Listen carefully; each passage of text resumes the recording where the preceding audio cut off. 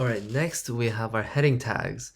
So heading tags are really simple. I know it really looks like a lot on the slides, but basically it's a heading text, and which means it's useful for displaying any titles of text.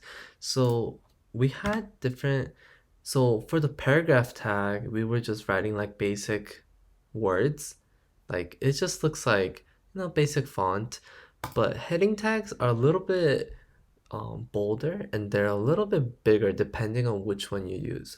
So there's 6 heading tags. Don't be overwhelmed, it's okay. They're all really easy when you get the pattern. So all heading tags starts with one bracket and then H and then a number indicating what level of a heading it is. So numbers are basically sizes if you think about it like this.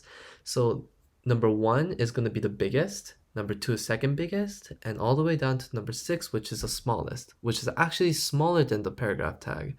So you see, in order to use a heading tag, we just have to do bracket, H1, bracket, and the first level heading, whatever you want to put here in between the two tags, and then end it with bracket, backslash, H1.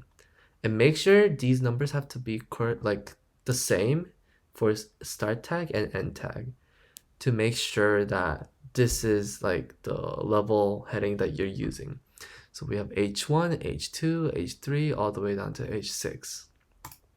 So this is just a really simple picture demo.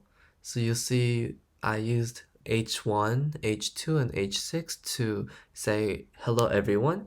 And notice how they all say the same thing, but on the website it looks different, right? So H1 is the biggest one you see right here. H2 is the second biggest, and H6 is actually really small for a title.